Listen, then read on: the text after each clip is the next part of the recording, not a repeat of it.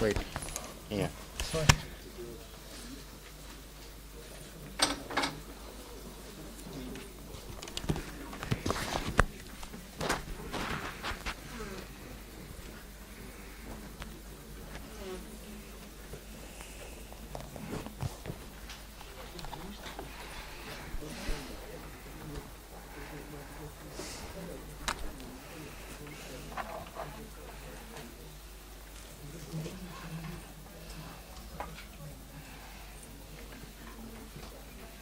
All right. Is it time to start? Good, good. All right. So I will continue. Okay. I'm afraid I'm so far behind the schedule that I will have to speed up a little bit, or not a little bit. Well, it doesn't mean that you don't have to ask questions. Please do, because that's the main purpose of this activity. The only thing is that it's probably now impossible to accomplish the whole plan which I brought up at the beginning. But all right, I will have to drop something, and so otherwise it's going to be a disaster. But show must go on, so let's continue. All right, so let me briefly remind you what we have accomplished the other day. So we have found that in generic 2D quantum field theory, there is a local field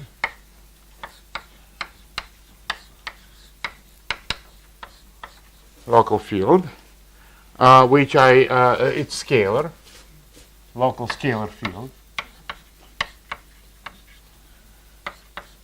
which I denote T-Tbar of x, which has a number of interesting properties. Its definition is involves it's some sort of quadratic composite field built from components of the energy momentum tensor, and its definition is precisely this. It can be defined like this. Its limit of point splitted, its point splitted version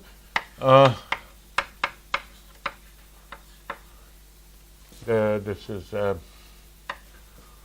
some determinant-like combination, quadratic combination of the components of energy momentum tensor, but there must be some derivative terms. Let me call it derivative.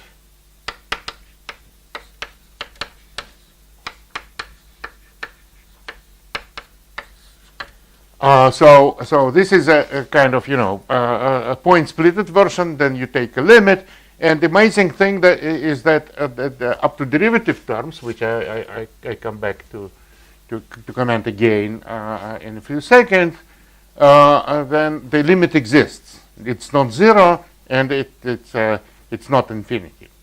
All right, it's unlike a generic situation with composite fields, where you have to make subtractions. So in general case, you have to make subtractions.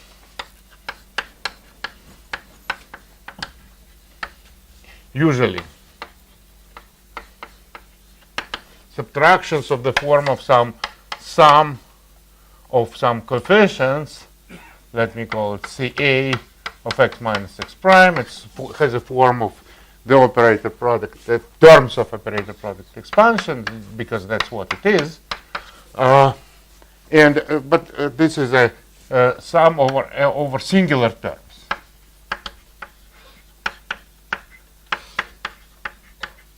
So you subtract the singular terms which diverge in the limit, and then even after that, you would have to sometimes renormalize the whole thing by a singular factor, and that creates anomalous dimension and all this kind of familiar stuff in generic quantum field theory. Here we have, first of all, we have the subtraction terms. Here are all total derivatives.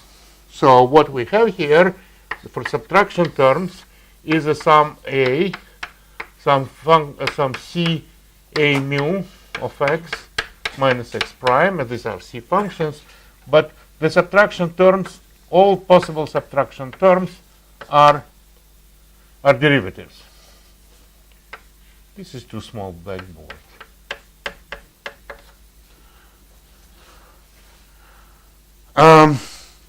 So they involve total derivatives, and also there is no need to renormalize them anything.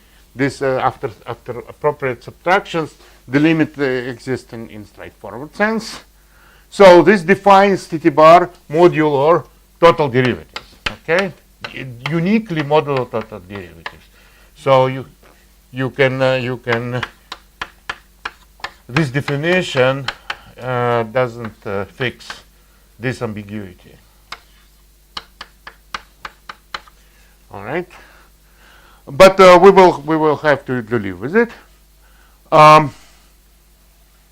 And of course the content of total derivatives here depend on particular two-dimensional quantum field theory.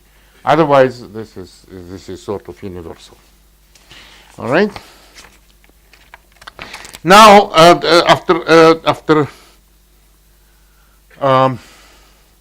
well, actually, I mean, there was what we also managed to show that it has a number of interesting properties. First of all, it follows from this definition that it has exact dimension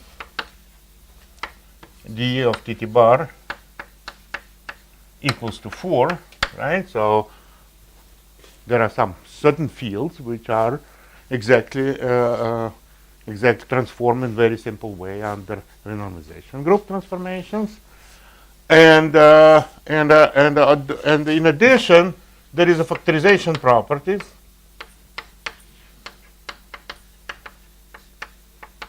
of the expectation value. T-Bar is minus determinant. The way I defined it, it's minus determinant. Actually, I wanted minus here. My definition involves minus here. Minus determinant of the expectation values of T mu. All right, so it's an expectation value over any translationally invariant state.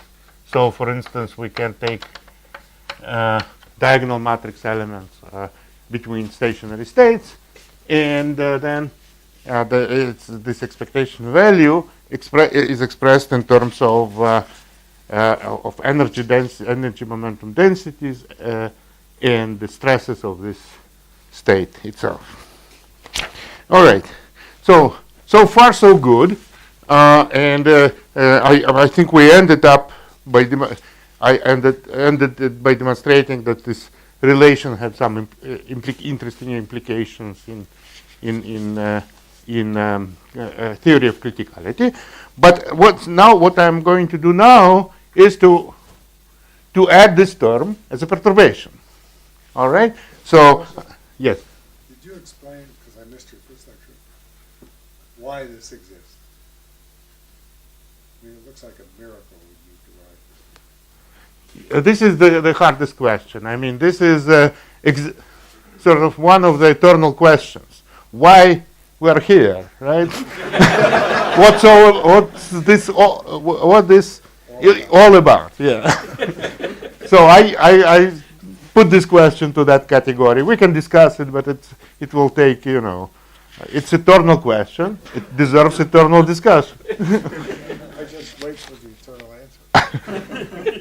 All right, maybe at the end of the course, if you are still here and not asleep, ask it again, and I will answer the same. All right. Okay. So, anyways, this is something which is not exactly kosher thing to do, right? If you look at look into the textbook, your favorite textbook on quantum field theory,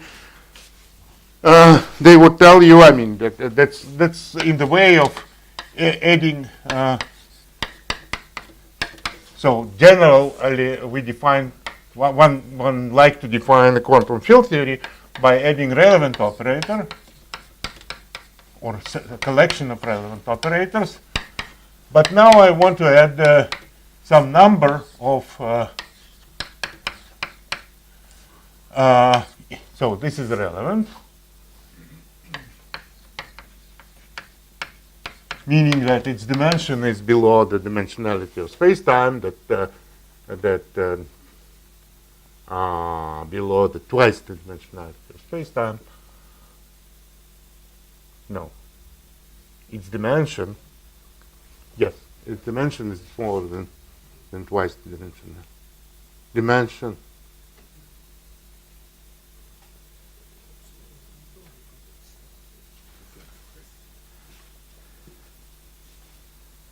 Yes, it's below the dimensionality of space-time, so its dimension d is below 2.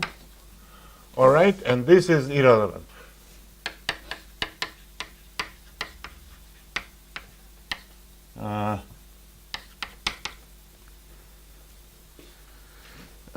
So its dimension is greater than 2, and I ignore the marginal situation. Although it's interesting, it doesn't really. It's a central point here. It's not a central point. All right. So I mean, just like I said, I mean the textbook would say that it's not advisable to do that because this theory, while the first two terms define a quantum field theory, all right, with all this predictive power, the full expression here defines nothing of the sort. Well, basically, just like I said, if you try to develop a perturbation theory in this alpha, it's going to be unrenormalizable perturbation theory with all these problems. Of course, I mean, you will have UV divergences. You can still compensate them by adding counter terms, but because of this freedom, you basically, let me put it short and ask questions if it's not clear. The physical content, unlike renormalizable perturbation theory, physical content of the theory depends on the subtraction scheme. Okay, so if you fix some subtraction scheme, then you have a theory, but on top of the action, you have to add infinitely many rules of subtraction. Okay, and well, I mean, one is tempted to say, all right, let's use minimal subtraction scheme. Unfortunately, in my situation, this is not really smart idea, or maybe it is smart idea, but I'm not smart enough to understand how to do that. Basically, because I'm going to deal with this guy, and this guy is not easily analytically continued in dimension. If someone could come to me and say, all right, your T-Tbar, I mean, it generalizes such and such a way to many dimensions with all these properties, its exact dimension and everything, then I would be happy. So please. All right. Anyways, You could still use it as an effective theory at low energy, right? you can, yes. But I'm a lot more ambitious in this, because I mean, despite the fact that it's sort of not advisable, I'm going to just disregard this warning and go ahead and do that. But before doing that, let me spend a little bit of time because I think the situation with this kind of irrelevant perturbation is best understood in terms of Wilson's renormalization group in general, and in particular, it's Wilson's interpretation. So let me. It's not my goal to teach you renormalization group. I think, I mean, if you are not totally unfamiliar with the basic ideas of renormalization group, just attend it as a bad music or whatever. something which might bring some thoughts, but not really designed to be understood. All right, so randomization group. Let me remind you a little bit about randomization group, and in particular Wilson's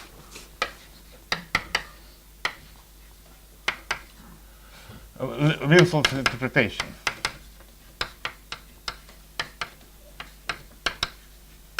All right, let me remind basic notions, because I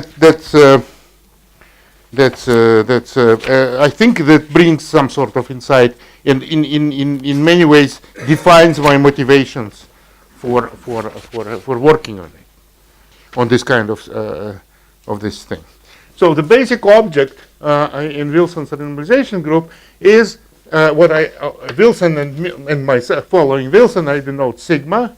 This is a space of quasi-local, I will explain,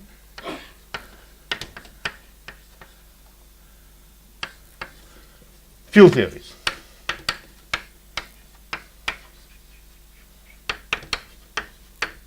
Okay, so this may be realized in terms of path integral as a space of actions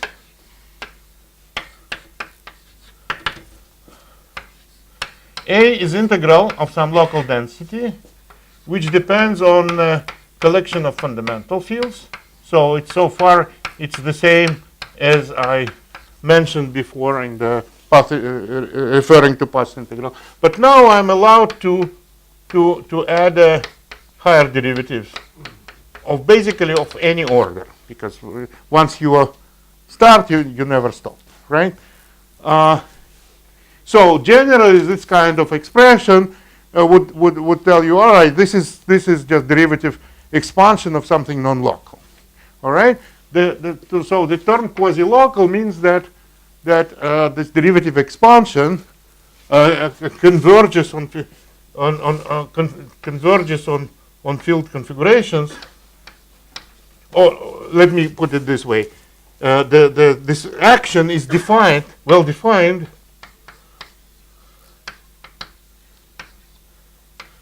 on field configurations phi,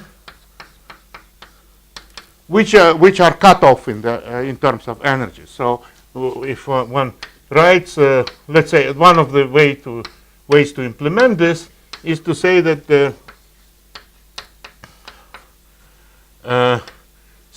its Fourier decomposition involves only wave vectors below some ultraviolet cut-off energy.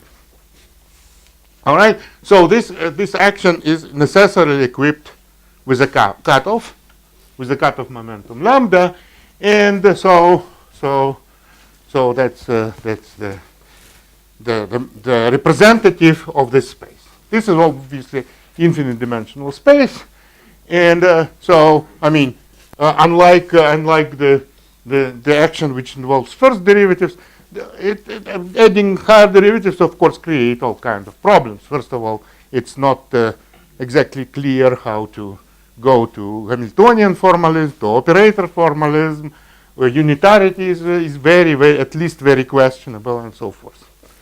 I'm not going to discuss this kind of questions in details, because I mean there is something to say here, but it's not really directly related to my goal. But I want to say that from this point of view, I mean, extending the notion of local action to quasi-local action seems to be a step in the wrong direction, right? So since you're breaking the Ransom barrier, I'm not. No, it's a T-4 momentum. Sorry. It's Euclidean, yes. I said from the very beginning and forgot to repeat that I'm dealing in the Euclidean field theory. I mean, it can be brought back to Minkowski space, but it's a little bit annoying. for these quasi-local theory, can be in custom? Well, difficult. Right. Right. Difficult. Analytically continued back to Minkowski space. Not necessarily unitary.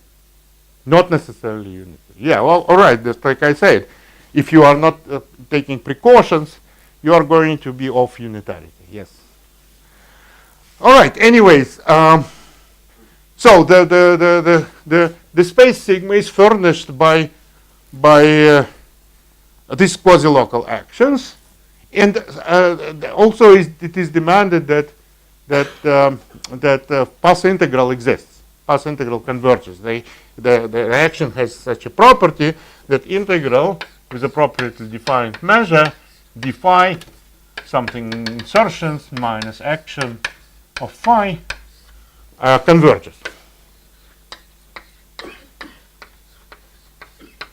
in proper sense. All right, just like I mentioned, this creates some difficulties, and so maybe it's discouraging. But there is a very nice additional property which appears if you extend the notion to this one. It is that now you are allowed to deform the action by adding any local field. All right. Remember, all local fields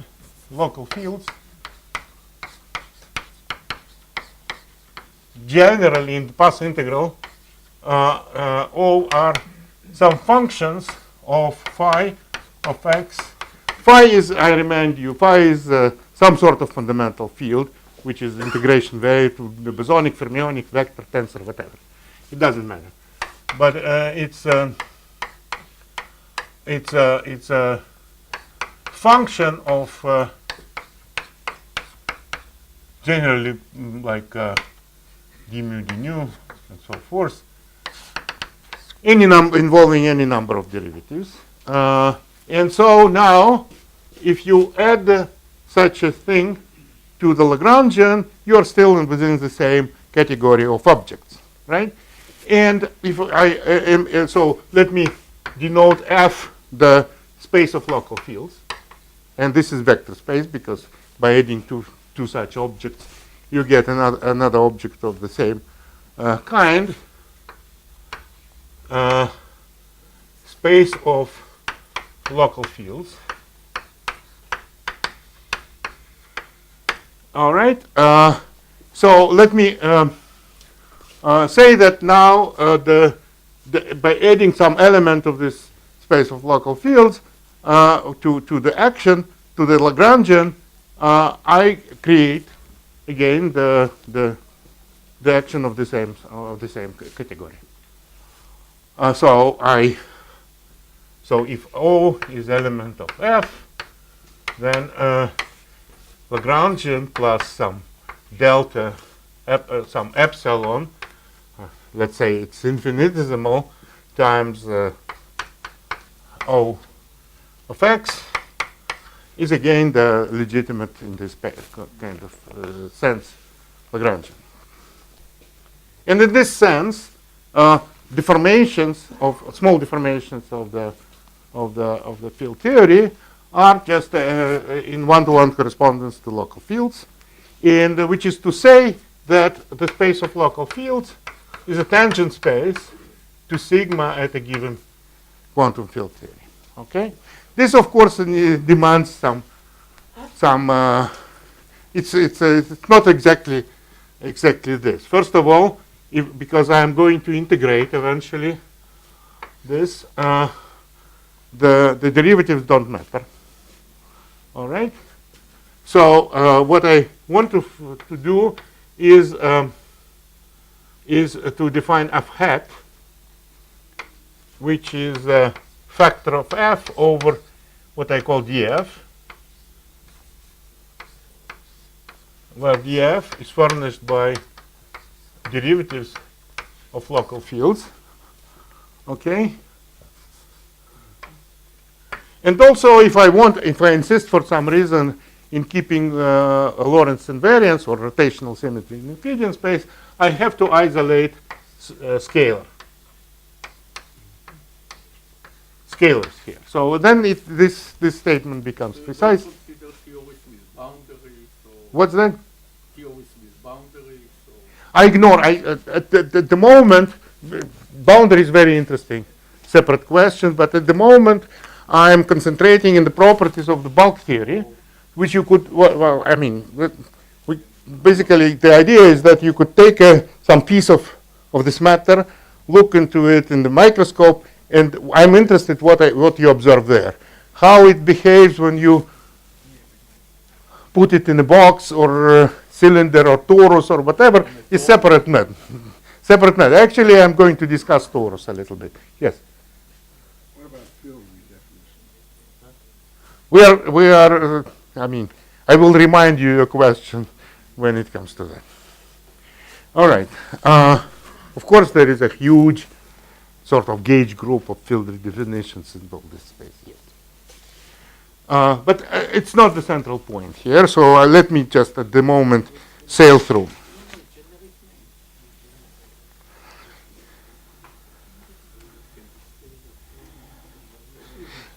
Yes. What is the general class of problems that is most motivating this approach? What approach?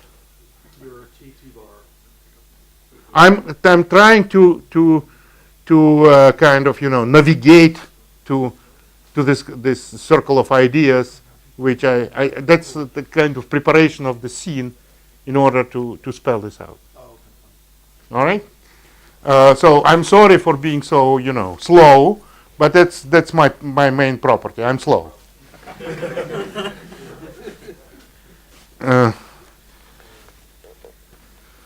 Because the next step is to define the randomization group transformation, and which is integrating out first part of the theory, and I'm already integrated.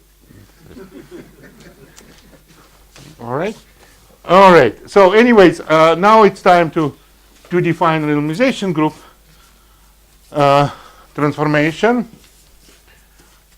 and it's basically how the scale transformation acts in the space sigma. All right. Scale transformation is you just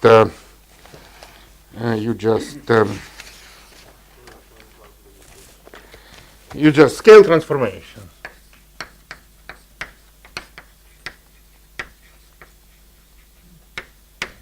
So you just rescale the coordinates to x. Let me put it this way: x to x divided by L, where L is some factor greater than 1. And so fine, it's easy to do, but this also would bring a cutoff lambda to L times lambda, right? And that's because cutoff is essential here. That changes physical content of the theory. So in order to return the situation to the original one, you have to you want to integrate the degrees of freedom out the degrees of freedom.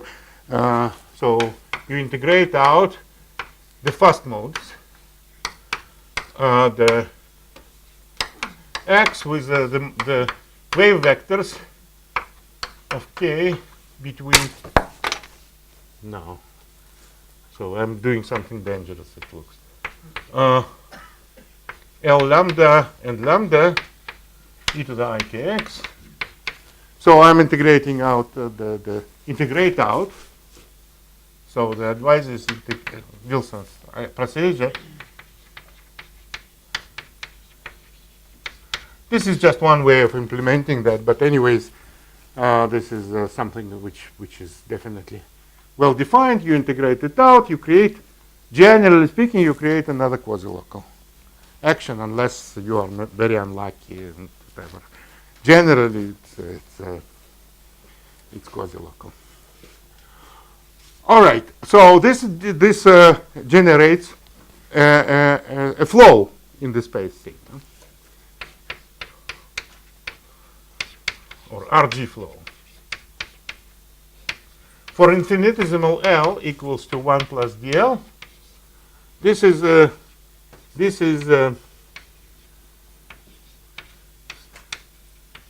this has a form of differential equation where B, I write it in the abstract notion. B is a vector field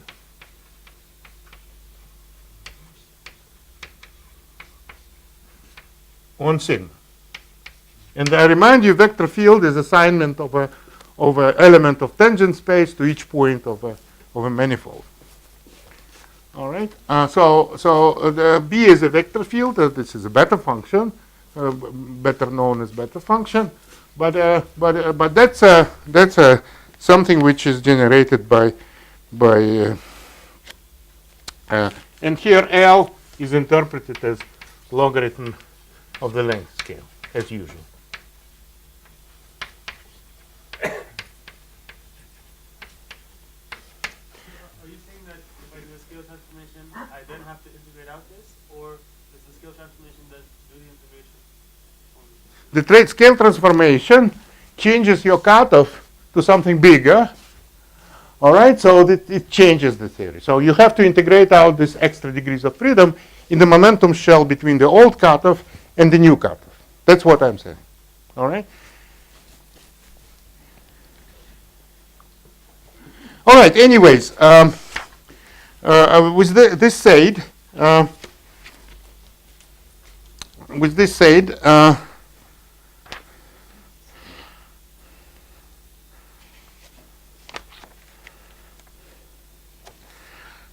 we can start integrating this equation and think in terms of renormalization group trajectories. And our G trajectory is a solution of this equation, a curve in sigma.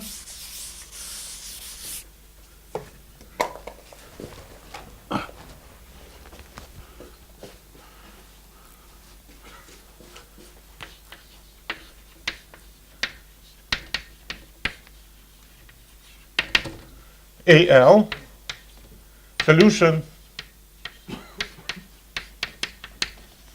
of this equation, RG flow equation. This is RG flow equation, solution of RG flow equation. That's its curve in the space sigma. A sub L, which is the theories along this curve are different by the scale transformation from each other. All right. So generally, when you go along this curve in the positive L directions, you go to large scales, and usually physicists are interested in large scale behavior of the theory. So you want to integrate this equation, given some initial condition. You want to integrate this equation forward in time. I will refer to L as RG time. That's usual thing to do. And you want to integrate it forward in RG time. This might be mathematically very difficult problem, but at least in principle you don't expect any problems in the way.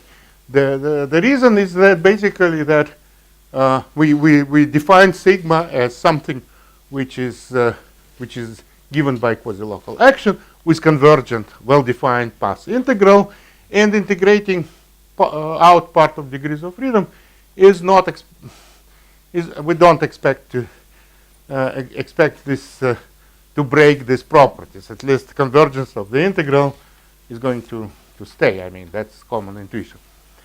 So integrating forward is difficult, but not problematic in principle. But if I look at this as a system of differential equations, I can attempt to integrate it backward in time. All right? Well, I mean, I want to make a remark because this kind of intuition which I'm going to use is based on the intuition coming from the finitely many degrees of freedom of differential equation with finitely many variables, finitely many. So if I coordinatize some way this space sigma, this is going to be a system of differential equations for coordinates, and then That's what we do when we introduce coupling constant, beta functions and stuff. But usually in all implementation, we limit attention to some finite dimensional approximation. That's why the intuition coming from finite dimensional analysis seems to be appropriate in this problem. Although I think it's one of the dangerous assumptions, and because the space is intrinsically infinite dimensional, one has to be careful and watch your step all the time.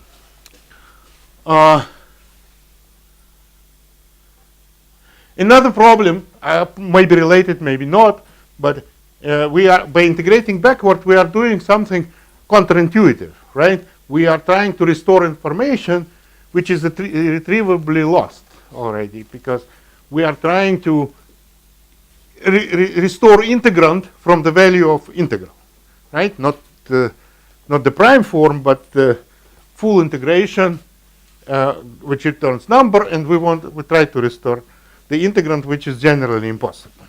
Nonetheless, if I look naively at these equations, differential equations, I can try to integrate them backward and try to see what happens if I go to the ultraviolet in this equation.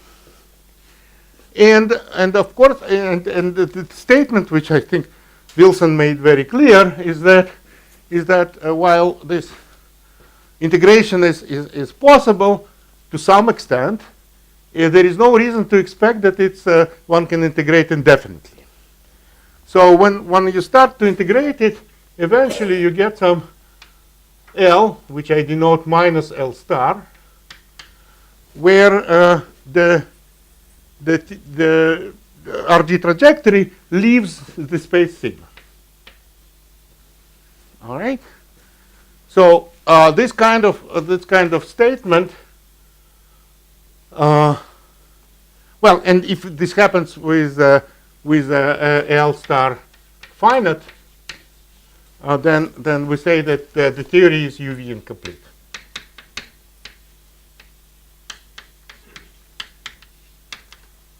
All right. So this kind of picture assumes that the space sigma has a boundary. So there is some sort of inside of it, furnished with these quasi-local actions, with convergent path integral and so forth.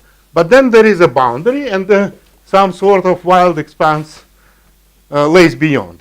Okay, so that's and usually we think of this expanse. So what is outside? We don't know. I mean, it's usually assumed to be some sort of garbage, piles of garbage, like theories, non-local theories equipped with a cutoff, not something non-universal. If you don't want to keep Lorentz invariance, lattice theories lives there, all sorts of things. So here be dragons.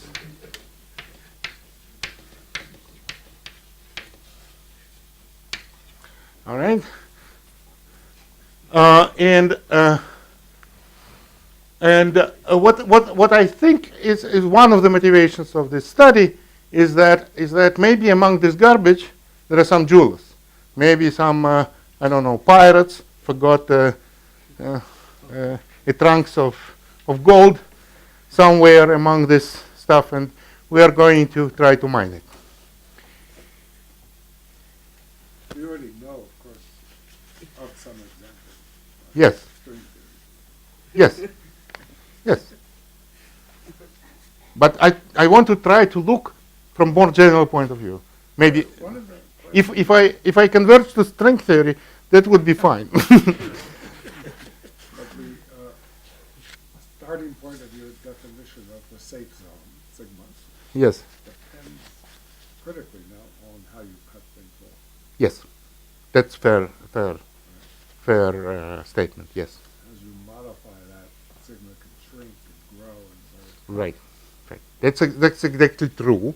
But what I think I keep in mind, and you too, is that no matter how you implement your cutoff, this general structure seems to be kind of there. The other thing the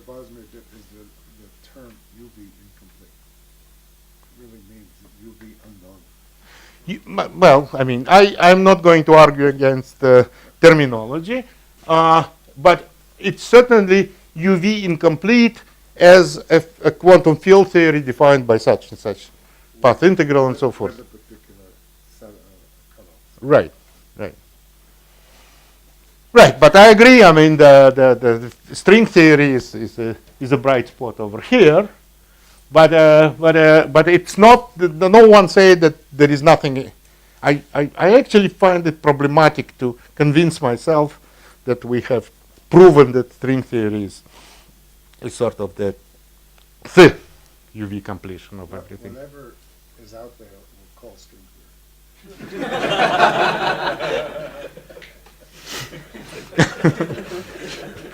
All right. Or condensed metaphysics. Hmm? Or condensed metaphysics. Right. Well, I feel maybe I'm cheated. All right. Anyways, I'm sorry. I'm wasting time, I think, on some generalities. But after that, I just step forward and proceed by adding this, because it seems to be by defining the T-Tbar flow, T-Tbar deformation, or T-Tbar flow, as I prefer to call it. We sort of create some sort of rigid way to follow backward the RG flow, and let me just do it. So I bravely consider small deformation. So what is flow? Flow is just like I said, assignment of a vector field, assignment of a tangent vector at each point. So let me assign to each point the tangent vector which we just defined over here. So T-Tbar sub alpha sub A is going to be T-Tbar defined in terms of energy momentum tensor associated with this given field theory. Okay, and so I will consider given some action which I call A naught. I will consider a curve A sub alpha such that its derivative over alpha. So this is a T-Tbar flow equation is integral T-Tbar sub alpha over x, and this subscript alpha indicates that this object is constructed with respect to A sub alpha. Okay. In other words, the given point A alpha here, the tangent vector to this curve is T-Tbar sub alpha. Okay. I think that philosophically there are two different things. Maybe they're mixed up here. One is to do an RG flow, and another is to take an effective theory, which you solve. You know the energy spectrum in a box, like on a circle, and you just ask, how would the energy spectrum change if I just change one coefficient? Right. That's not the same question. That's not the same question, and moreover, much better defined. What's that? The second question is much better defined. Which second question? That you just change one coefficient, and you ask how does the energy spectrum change. Well, I mean, if you want to compare, is your remark concern? Does it concern relation between this T-Tbar flow and RG flow? What you call T-Tbar flow is not RG flow. Sometimes it is, sometimes it's not. In general, the T-Tbar flow is something that's clearly defined. You don't go to the UV. You just change one coefficient among many irrelevant operators. Right. But by the same token, you could say, all right, let me define RG flow as something whose tangent vector is a trace of the energy momentum tensor. But that raises all sorts of puzzles about UV, blah blah, integrating out. This also creates some sort of puzzle. This is better defined. Because of this. No, it's not better defined. It's not better defined. But It might have the same problems as, and actually that's one of the reasons to discuss this. Yeah. Because, well, in particular, as I think is it's clear if you start with a conformal field theory and deform it, then T-Bar flow is a RG flow. Yes, I agree. It's, I mean, it's not very straightforward to prove that T-Bar coincides with the trace of the energy momentum tensor, but it's true. Yes. But is it the same as doing perturbation theory, where you define your interaction in terms of the cutoff theory, and then you go here? You every time. Not exactly. It's not the same. Right, because it's not just adding a T-Bar with some finite coefficient. This business adding of T-Bar with finite coefficients would create a theory which is different from, generally different, because T-Bar at finite alpha is different from T-Bar at 0. So it's a kind of step-by-step iterative definition. But I think it defines well. Was for it to be defined well, the thing mu is finite alpha to the Yes. operator. Yes. Why do you think that? Because it's a very good question, in fact. I mean, and I think there is something to be worrying about. But I mean, in many examples, even with this quasi-local action, you could couple it to external metric, make a variation, and it's going to be sort of local field in the same sense. Suppose I furnish this space by actions which has a kind of inductive limit of finite polynomials in higher and higher derivatives, right? Then at each order of derivative expansion, I can throw in my metric tensor, make a variation. What prevents me from doing that? And I get an energy momentum tensor, and it's going to satisfy the same properties, despite the fact that there would be difficulty in defining Hamiltonian from it in usual sense and so forth. But I mean, the energy density can be defined, but Hamiltonian formalism, operator formalism, would be problematic. To derive operator formalism from path integrals, that's the problem. And yes. All right.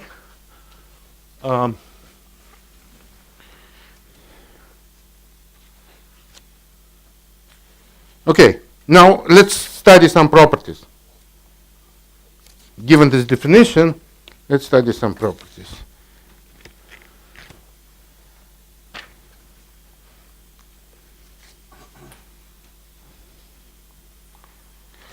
So, just like I said, it's not really clear how to define Hamiltonian formalism, but I will ignore this problem. Simply, I don't know how to answer it. So let's say we somehow manage to accomplish it. So I will use ideas from Hamiltonian formalism in my discussion. Anyways, as we did, so we are going to do this deformation and try to follow what happens to the theory when we do that. And the most, to my mind, convenient setup is to consider finite size system. Again, I draw it again. So my x and y Euclidean coordinates, one of them is compactified with a periodic boundary condition on some finite size r, and then if, assuming that we have some sort of Hamiltonian formalism, we expect, I mean, in general, it's not necessarily true, but we expect that maybe we have a discrete spectrum, and I will think in terms of discrete spectrum. All right, although many things which I state are not dependent on that. So let me say that n is eigenstates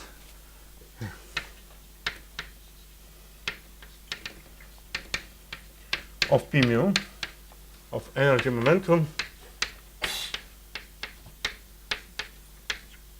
and then these eigenvalues depend on the size. And one of the things to probe the scale dependence of the theory is to look at the of R dependence of these things. And there is a closed equation for that, right? Because we already managed to show that that for T-Tbar in this geometry, the expectation value of T-Tbar in this finite size geometry is expressed in terms of energy levels themselves. I remind you that T-Tbar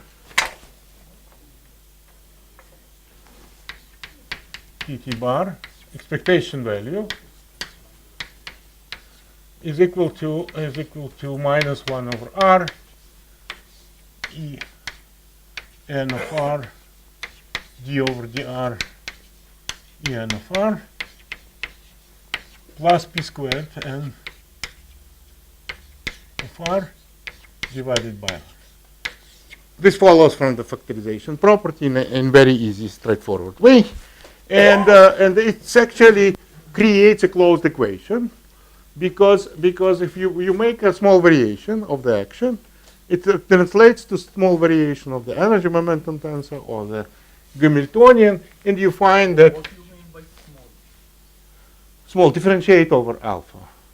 No, but that's dimension coefficient. So what? Small compared to what? Small compared to any scale you could imagine, infinitesimally small. Take your favorite ruler. Take your favorite ruler. Take a unit. It's much smaller. Infinitesimal. I mean, you are allowed to make infinitesimal variations of dimensional quantities. Fix some scale and multiply it by infinitesimal dimensionless parameter. Is it okay? Okay, small than any. Smaller than Any anything. scale, Anything, any I mean, problem. anything we will encounter. So it's small, and then the leading order of perturbation theory is fine, and I will have the derivative of E of r and alpha. I now put explicitly the alpha dependence, and this is going to be E of r and alpha d over dr E of r and alpha plus p squared of r divided by r, and this is the whole thing sums to 0. All right, so this is the basic equation for the energy levels, how they depend.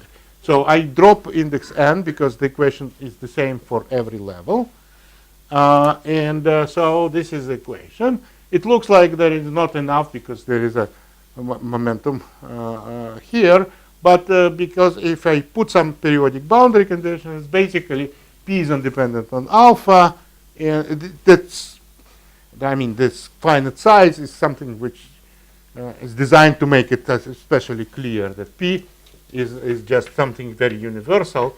P of r is 2 pi k divided by r, let's say for periodic boundary condition, where k is some integer. Well, twisted boundary condition doesn't change that. All right, anyways, What are you fixing? What are you fixing this derivative? The minus sign disappears. There was a minus sign there.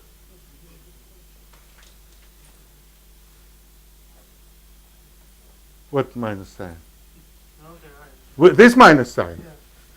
Because now I have it in the other side of the equation. You know, if you bring some term from right side to the left side of the equation, you have to change side.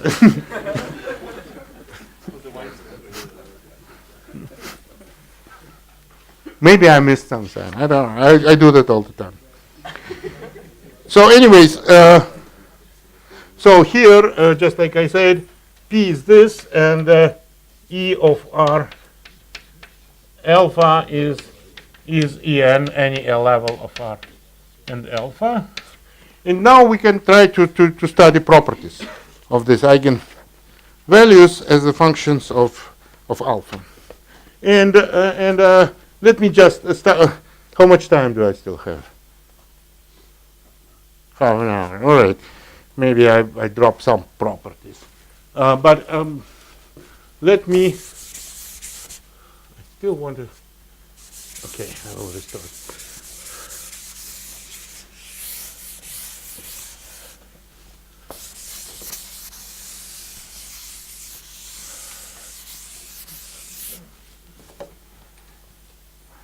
All right, so let me some elementary properties of solutions.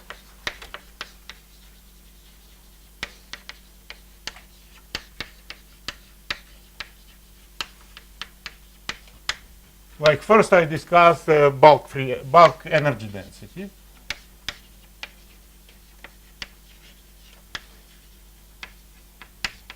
So if I take, let's say, ground state of R, and alpha, all right, it's generally expected at large R to behave like some f sub alpha times R plus finite size terms. Let me call it epsilon. It's finite size corrections.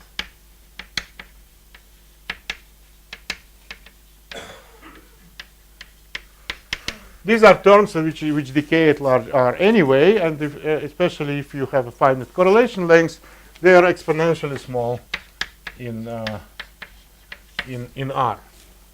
So these terms are of the order exponentially small in R. Like the correlation. Hmm? C. R sub C, yes. Thank you.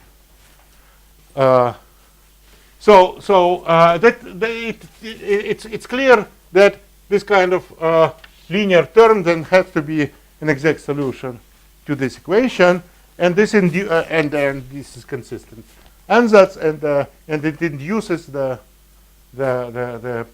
alpha behavior of the bulk energy density. You derive yourself this equation, df alpha over d alpha plus f squared equals to 0, or f alpha is f naught divided by 1 plus alpha f naught, something like this. But anyways, this is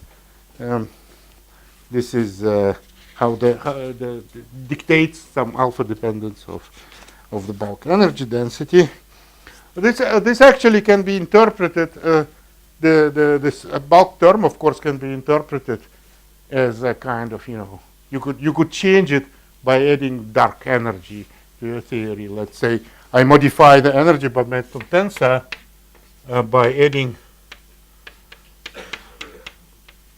some sort of cosmological term g mu. All right, so this is like a cosmological constant. Then, of course, this modifies my T-Tbar because it's built from energy momentum tensor.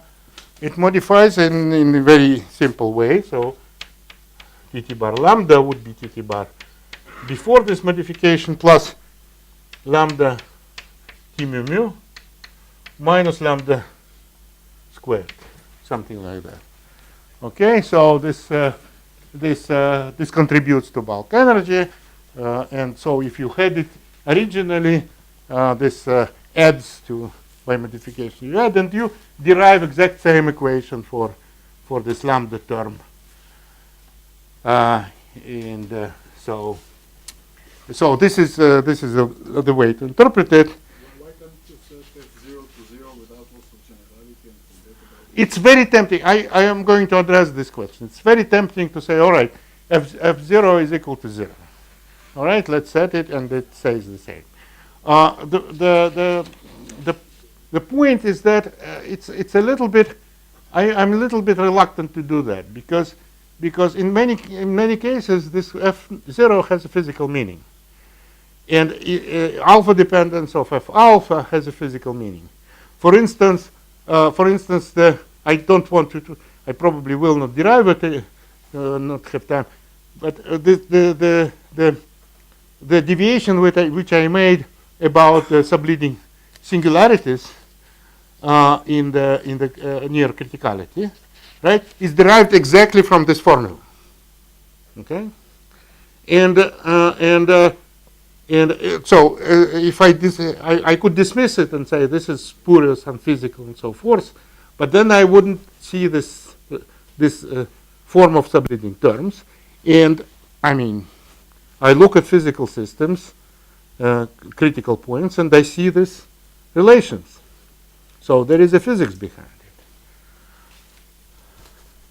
it. Maybe I will come back to it, but basically looks very tempting to dismiss it because it's really elementary, and it's easy to get rid of it mathematically, but there is some physics here, I believe. So the effect of it is basically adding some bulk energy, and then there is some sort of dark energy, and then there is this T-mu term which makes scale transformations, and basically it says that delta m is proportional to minus delta alpha times any mass scale, all right, times lambda, all right. And again, it's not difficult to solve this equation, but we will encounter it very soon in similar context. So this is done for the bulk term. Now let me do gap. So if I have a finite correlation length, I have a mass gap. So that the first excited level on top of the ground state, E1 of R is going to behave like F naught times R plus M, F alpha times R plus M alpha plus decaying terms.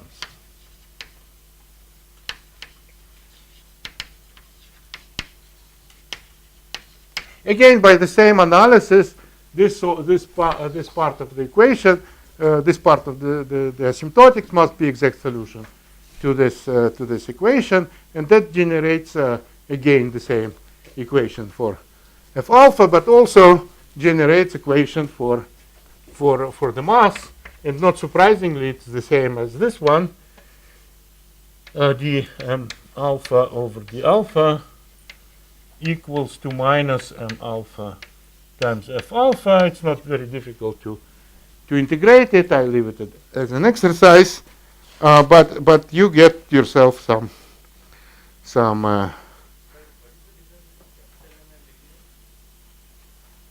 Say it again, please.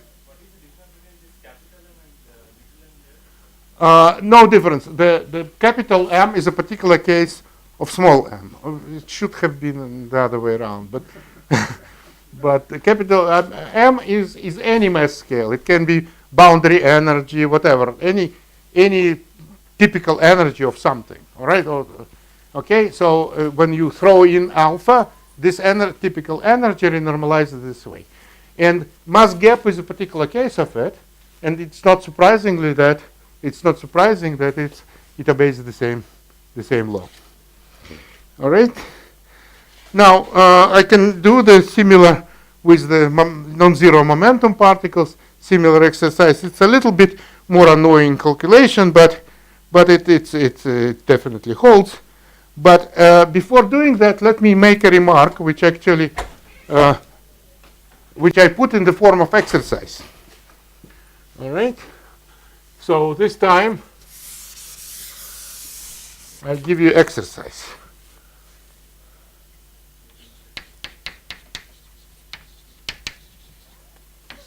Exercise.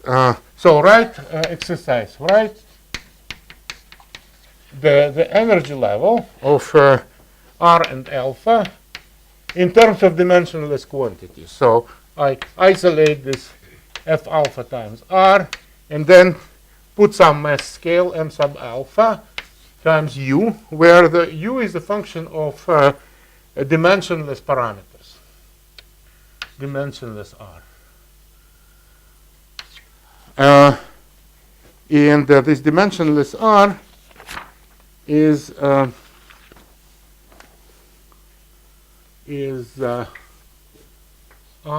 m alpha times R. All right, and let f alpha be this f naught divided by alpha f naught, and m alpha be m naught divided by 1 plus alpha f naught. That's solution to that mass equation. So you want to prove that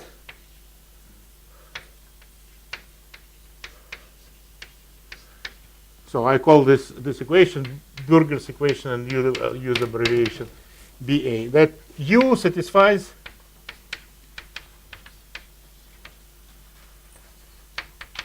its own Burger's equation in terms of dimensionless parameters, d over d alpha twiddle, U plus U times d over dr,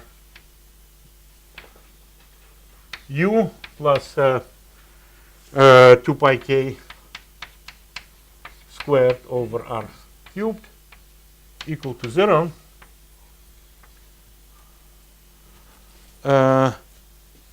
Where alpha twiddle is some sort of dimensionalized stripped of dimension, alpha stripped of dimensions. It's alpha times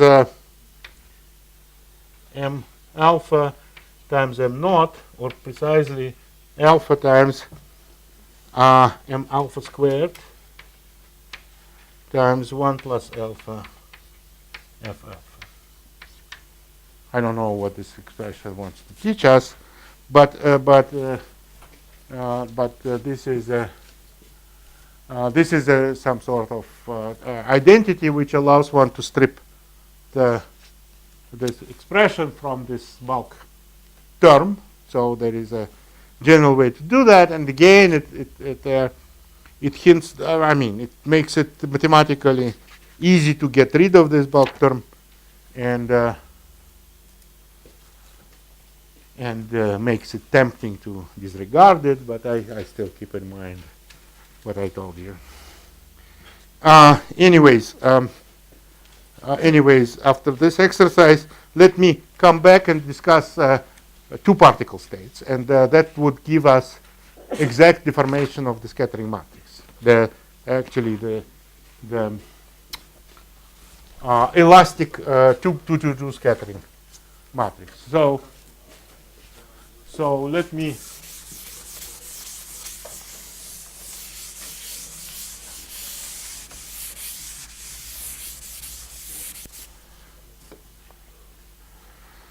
elastic 2 to 2 elastic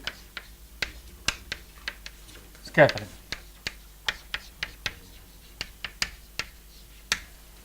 So I consider the energy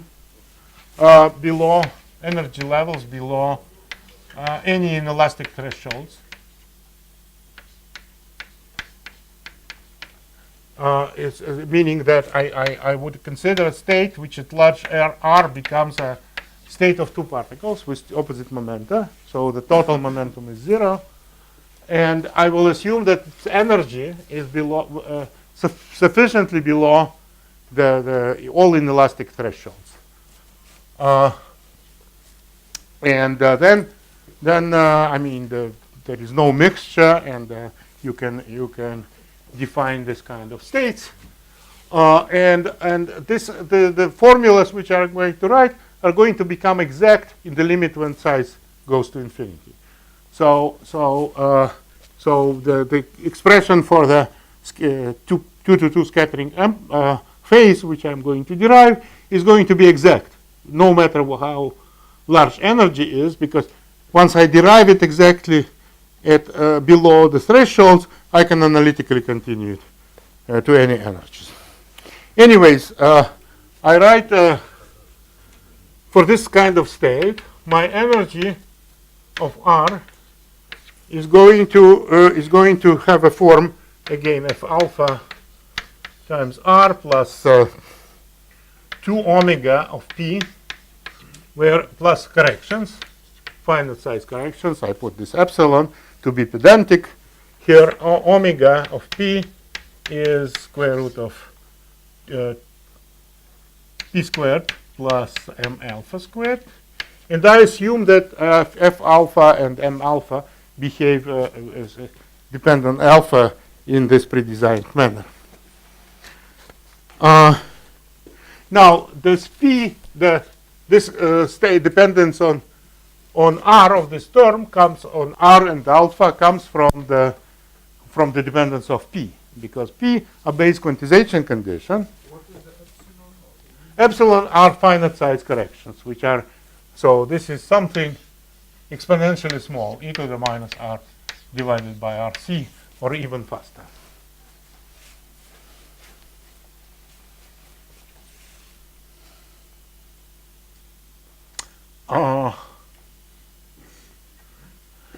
So the dependence on R and alpha comes from the function from the dependence of P of R and alpha, which follow from the quantization condition, which at large R has the form PR plus delta of P alpha of P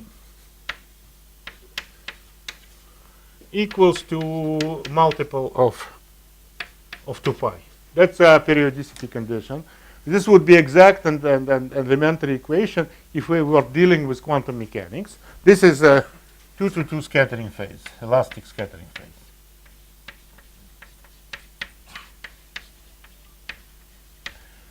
But in quantum field theory, of course, there are finite size effects, and this equation is known to be modified again by some exponentially small terms, but by the same idea, circle of ideas that I said. This has to be a solution to the Burger's equation, provided this equation is satisfied. All right, and it's not very difficult to analyze the problem here, because as the so first of all, I mean, it makes a lot of simplification if you use the result of this exercise to disregard this term and think of the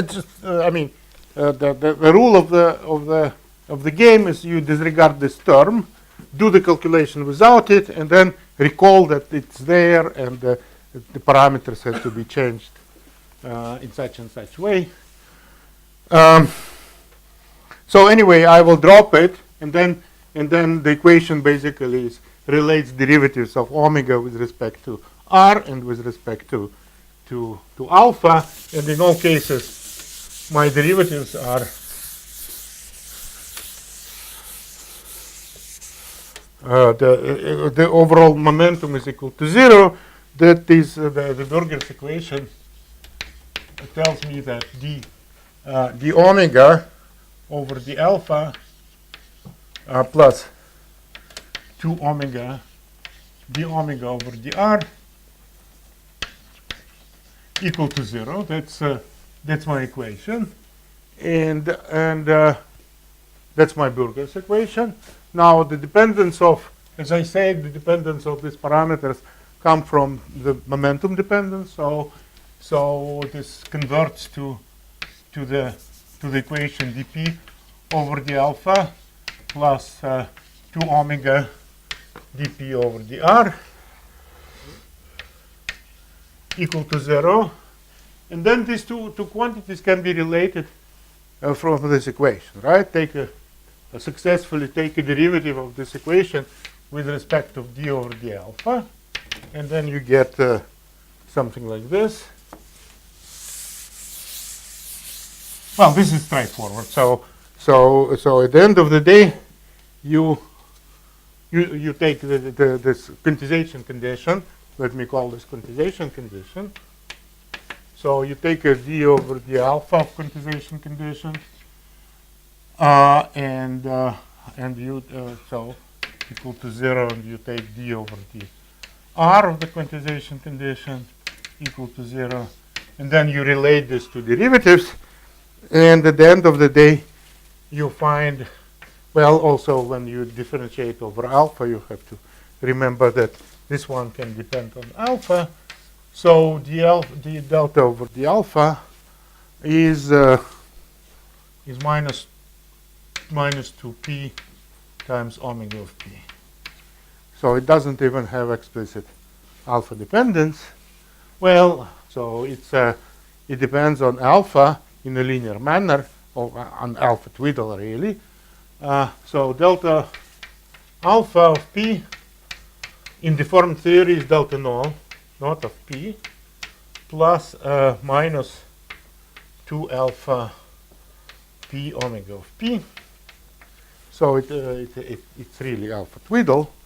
But anyways, this is elementary dependence. Sometimes it's convenient to write it in terms of rapidities by writing P as m times hyperbolic sine theta, and the omega is m hyperbolic cosine theta, and then this becomes delta naught of theta 1 minus theta 2. So this is now Lorentz invariant way to writing it. 2, well, 2 it disappears. Alpha twiddle hyperbolic sine of theta 1 minus theta 2. Okay, so that's a universal formula of deformation. This is only for the lightest. This is the modification of the S matrix only for the lightest particle. For the lightest particle, the derivation applies to lightest particle. That, but in fact, the result applies to any particles, and that's what I'm going to discuss next. This is the famous CDD factor. This is famous CDD factor. Well, one of possible CDD factors, but what I want to say is that this kind of analysis is very nice, and just requires high school level of mathematical subtlety, but it doesn't apply to full S matrix. It only applies to 2-to-2 scattering in the elastic scattering phase, for the elastic scattering phase for the lightest particles. But if you try to generalize it to higher states, you have all kinds of problems because of inelastic channels and mixture and everything. And it's really, I still don't know how to sort out this finite size spectrum in terms of asymptotic states in general. All right. Anyways, but nonetheless, the answer the exact deformation of the full S matrix seems to exist. It was conjectured. It was actually the deformation was proposed a while ago by. Let me recall the historic part of it.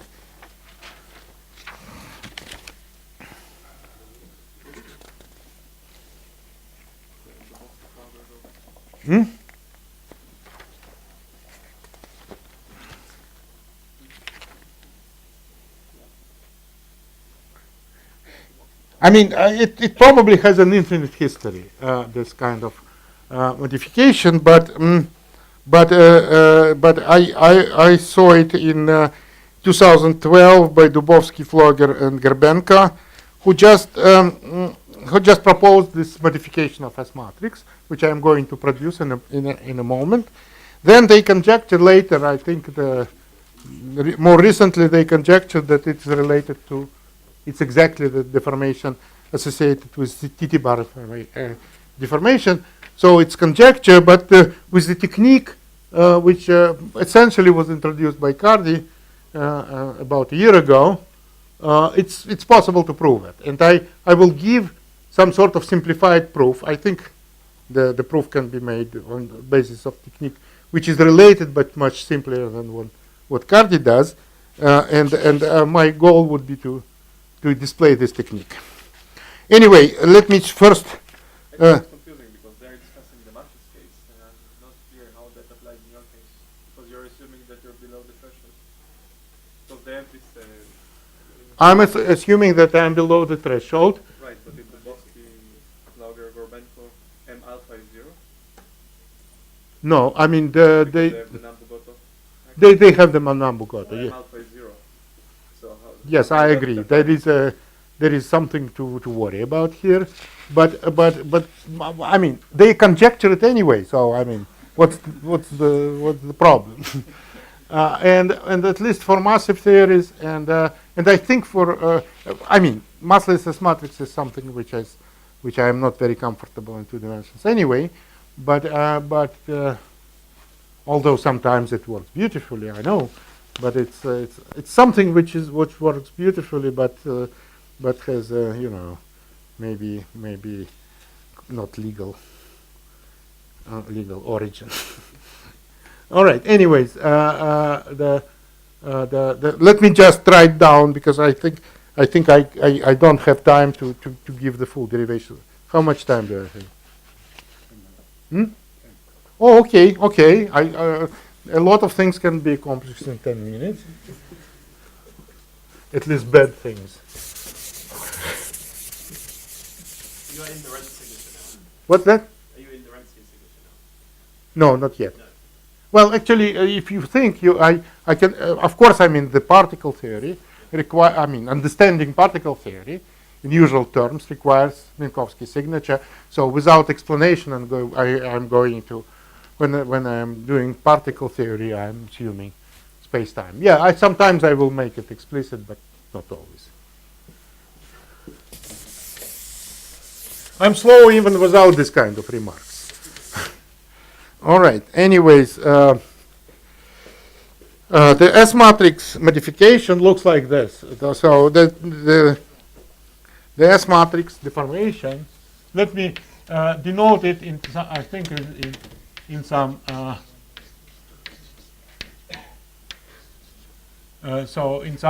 So this is N to M matrix element with the momentum Pi in the initial state and Qj maybe I have to write, I don't know.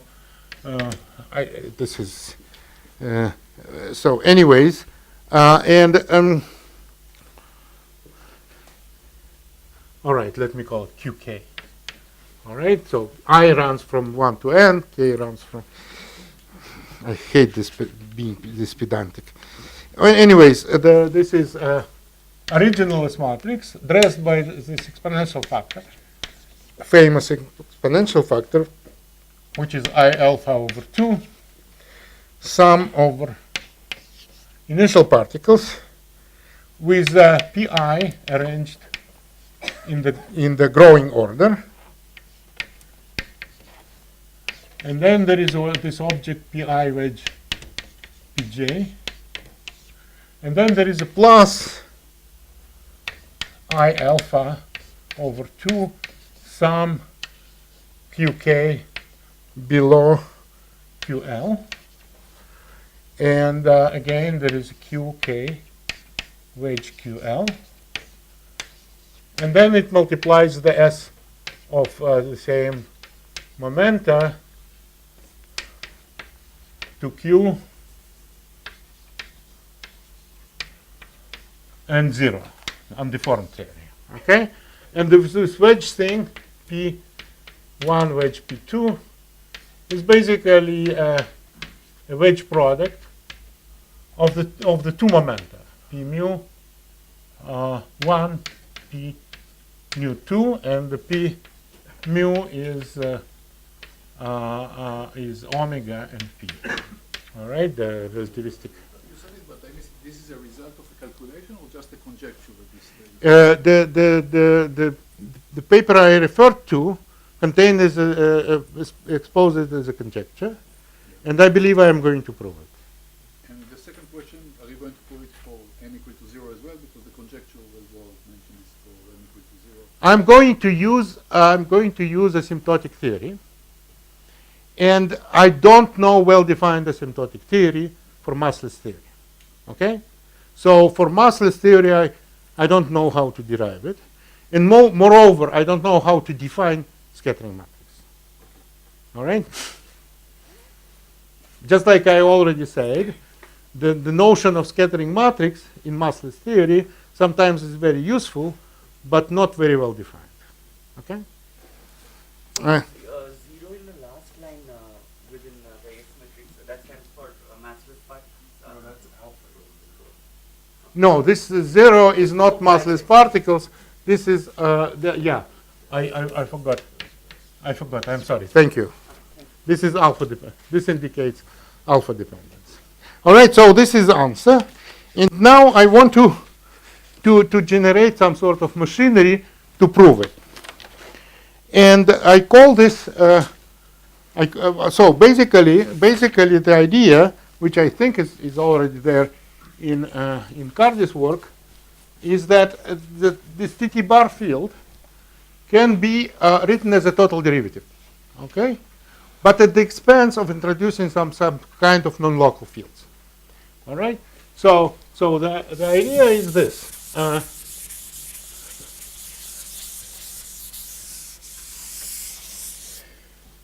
The idea is that the T-Bar field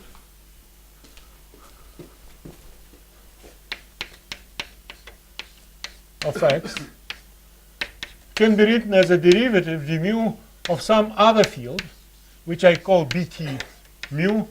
This is a vector of x. It is a vector field.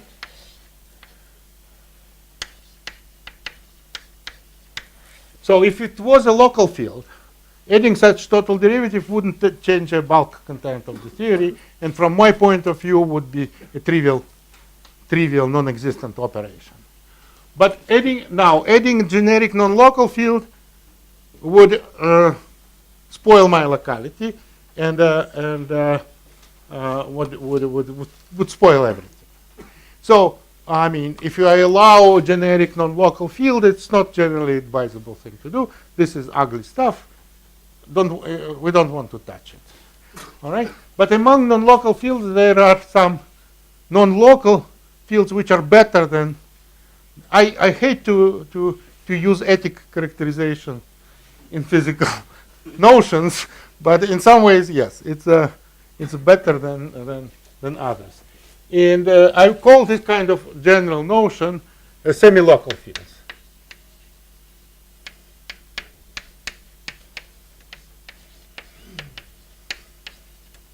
So this BT is a semi-local field. I will give you a characterization of this field in this particular case.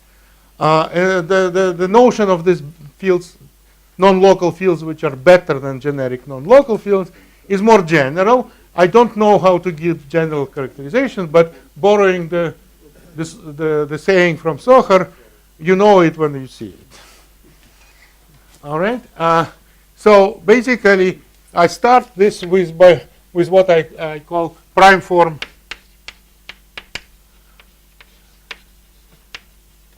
of T mu nu itself. All right. So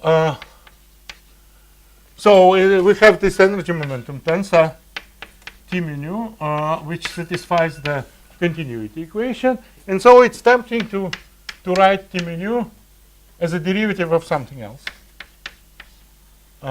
Is E mu lambda d lambda of some field B nu of x.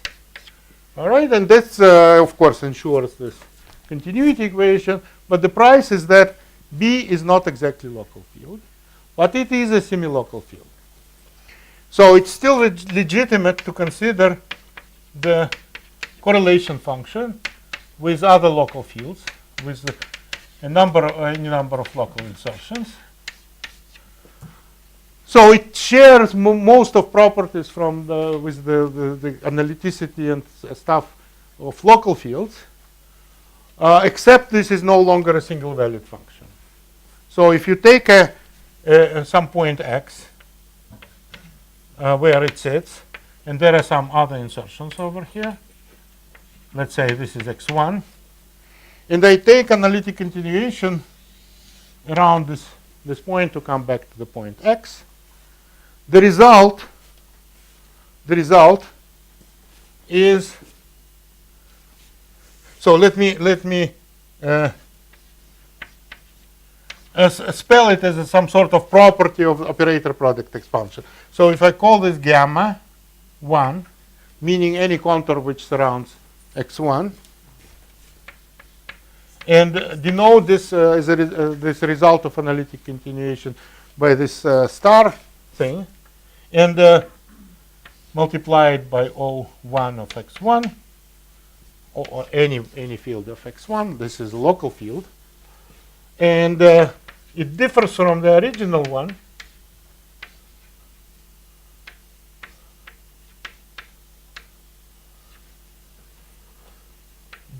simply by adding a derivative.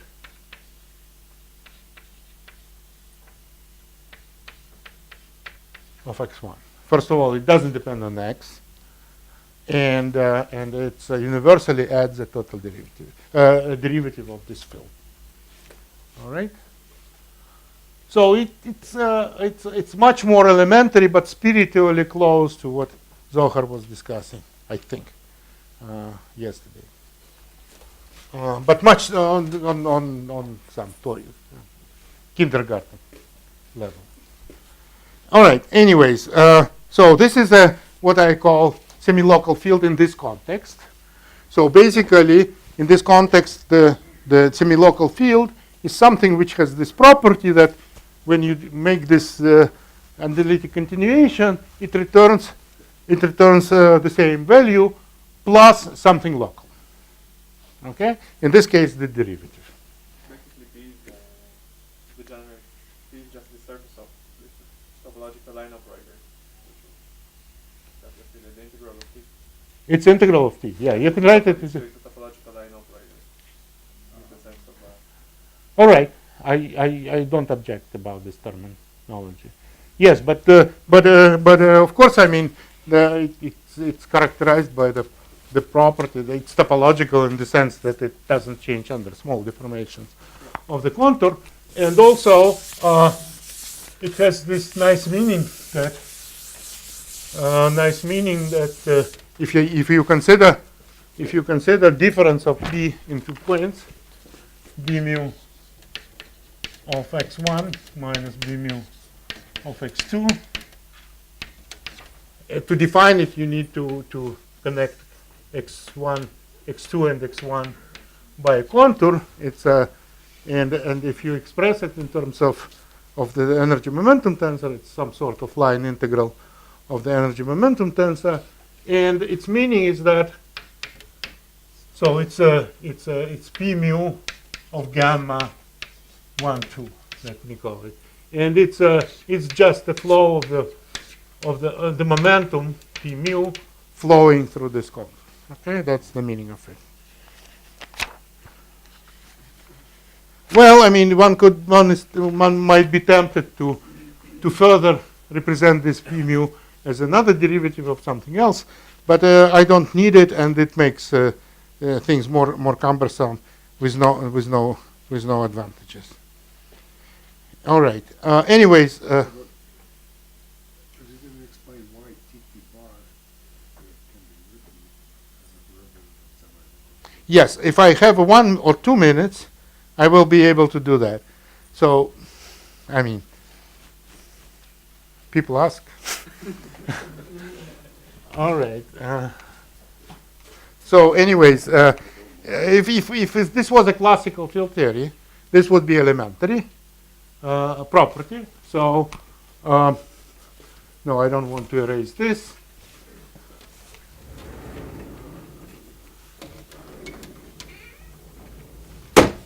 I don't want to erase this neither. Oh, it's okay. Do you remember it? In the notes.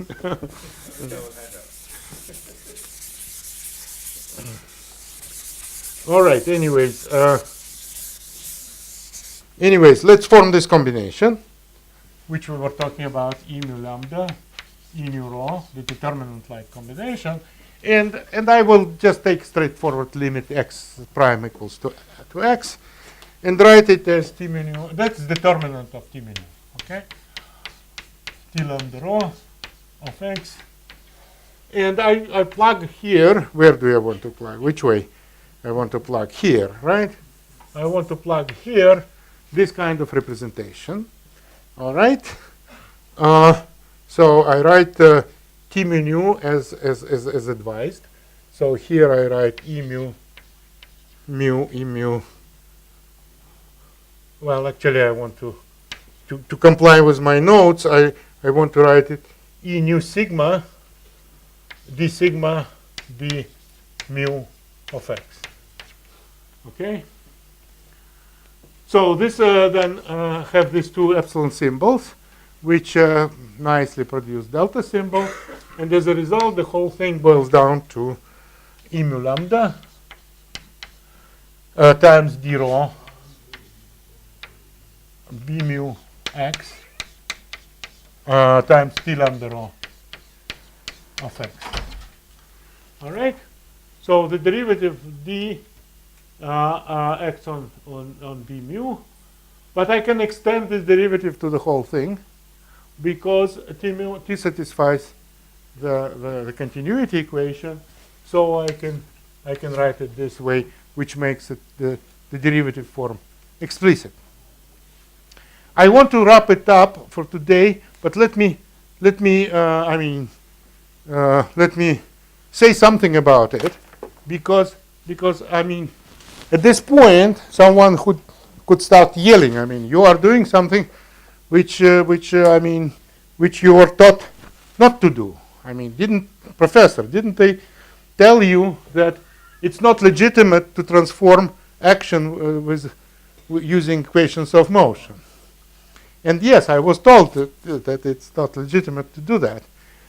And I use the equations of motion because the continuity equation for the energy momentum tensor, and consequently this sort of representations, for instance, holds on the solutions of equations of motion. Otherwise, T mu nu is generic field. I mean, if you take a configuration, any point of configuration space, it's going to be. But it's but the key point is that I'm doing infinitesimal deformations, right? And if you add an infinitesimally small term to your action, it is legitimate to use equation of motion to simplify it. All right? It's because if you add take an action as a function of some fields, right, and transform it by adding phi and delta phi of phi, you could use the equations of motion in classical mechanics, or in quantum mechanics. Similar statement exists, but you can use equations of motion to transform to simplify this form. That means in more fancy speak, it means that you could delta, you could add any redundant operator to this field without changing content of the theory. And redundant operator, so you could add a redundant